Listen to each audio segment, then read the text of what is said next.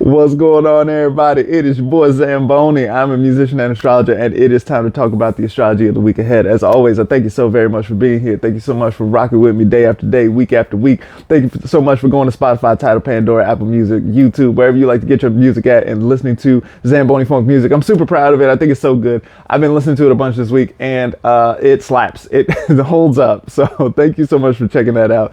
You can go to ZamboniFunk.com. You can get merch that goes with it. Isn't this artwork so beautiful? Shout out to Odd Minds who made this artwork. Shout out to Earthman Maxwell who made the artwork for Thank You. And thank you so much for, just checking that out. If you want to go to ZamboniFunk.com, you can also get an astrology reading. You can get a 60-minute reading. You can get a 30-minute reading. You get a 10-minute reading. Those 10-minute readings are like this, where I will make a little video for you to reference at any time that you like. There is an electional report at the Patreon where you can get timing advice on how to time your business and your life and all the rest of this sort of stuff. You can check all that out at ZamboniFunk.com. Thank you so much for being here. Let's talk about the astrology of the week ahead. So this week it's a major historical week this week. We got things changing in a big way. We've got Pluto moving from Capricorn into Aquarius. This happened last night. This happened at the same time that the sun was there. So we had a sun conjunction to Pluto at the same time.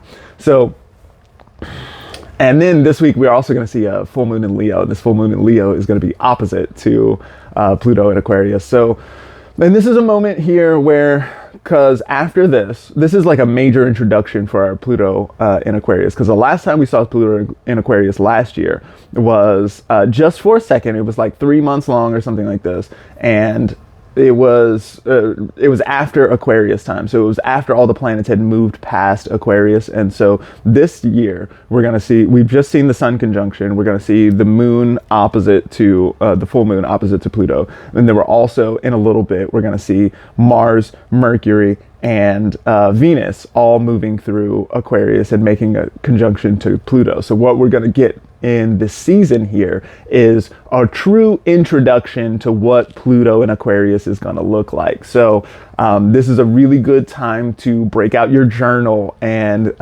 keep tabs on what's going on here. It's a good idea to think about what house Aquarius is for you, and then think about the kinds of themes that are associated there, and then think about Pluto stuff in relationship to that. Pluto is often associated with power dynamics or with occulted things. So this could be magic, or it could also be things that are just hidden from view in some kind of way. Often those things are, you can think about like the kinds of emotions that you sort of like keep under wraps. You don't let anybody see that like really scary stuff because it might freak people out. It might corrupt. That's a really good word for Pluto. It might corrupt your relationships or the ways that you go about relating to people, like the methods or the channels that you have created. Those things can be corrupted by Pluto, and so you mostly keep those things hidden and that sort of stuff, right? And so Pluto is that hidden space, and because it's so hidden, it's sort of shrouded in darkness in some kind of way, then it can be a little more fearful or scary or frightening by virtue of being so hidden and stuff like this. So this week we're going to see Pluto moving into Aquarius, and we're going to get that full moon. So a full moon is always going to be like the cresting moment. It's when things get really big. It's the emotional high tide, right? It's when the moon is super bright and shining all night long. And so whatever, we can think about like the nighttime as being like shrouded in darkness, right? And then when there's the full moon shining all this light on it, or reflecting the light of the sun, it can sort of like reflect some of that darkness around in some kind of way. This is especially interesting because we're going to have this full moon in Leo here. Leo was the site of the Venus retrograde last year. And so that Venus retrograde might have shifted some things around as far as like the way that we relate to others, and the way that the kinds of treatment that we will accept from others, or the kinds of treatment that we think that others are going to be able to get from us, and what kind of things they're not going to be able to get from us, and what kind of things matter to us, and this sort of thing, right? That was last summer we had that. So now there's a big full moon here, the first full moon in Leo since that Venus retrograde, and this is going to be a moment where we can sort of shine the light on all of this stuff and how we feel about it, and all of the ways that we might be feeling about things that could be difficult. We can remember that Venus retrograde is also associated with an underworld journey. It's, we could think about Venus retrograde as being associated with, like, Hades comes out and grabs Persephone and then takes her down to the underworld, and there's a whole journey that goes on here, right? This kind of thing. So we're looking definitely at underworld dynamics and the kinds of power plays that push things forward, whether you like it or not. Right. And so we're going to be seeing a lot of that sort of stuff coming up, not just this week, because we've got the full moon this week, and that's going to be like big emotional high tide and likely to be personally relevant to, especially anyone who's got like Leo, Aquarius placements, anyone who's got fixed sign stuff. So we're talking about Scorpio and Taurus as well.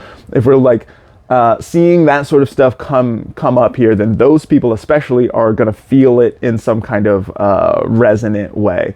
But throughout the coming weeks, we're going to see this introduction to Pluto and Aquarius in a really big way, kind of like on the global stage. And so we're looking at likely some changes in the way that power operates.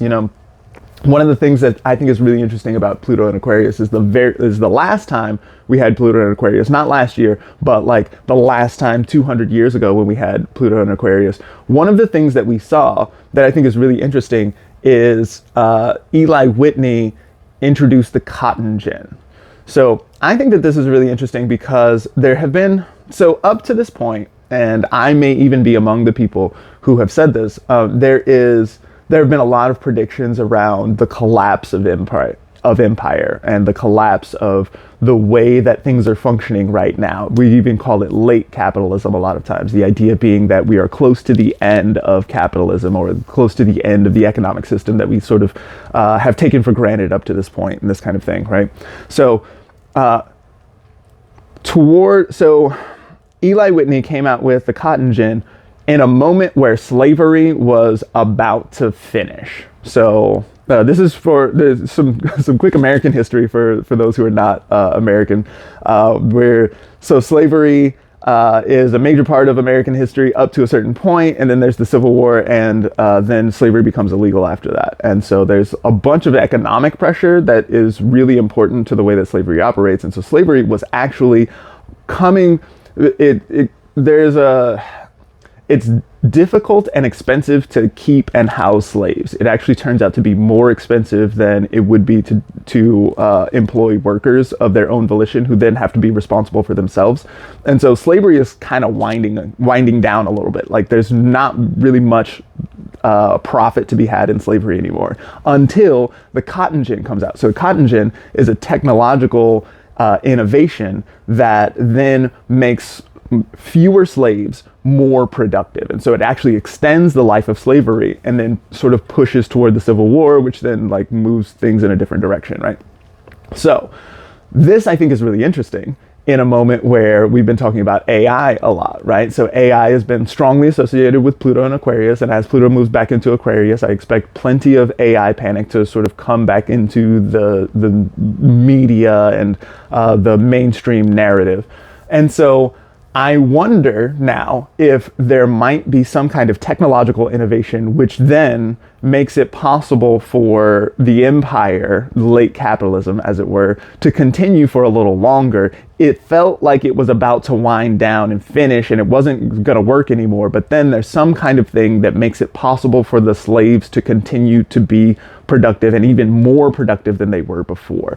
So this is an interesting idea that I've been thinking with for some months now, and we are likely to see these kinds of moves. Not like everything is not necessarily slavery or something like this, but we can see how this kind of dynamic, how technological innovation is likely to change the way that power dynamics are structured. And this week and moving through this season, we're likely to see some introductions to the way that that operates. So this full moon that we've got this week is definitely a good time to get your journal out and to really think through the things that are going on for you, especially in those houses. If you are confused about which house rules what kind of thing in your life, feel free to go to zambonifong.com. I would love to talk things through with you in a way that might be more intelligible to you specifically.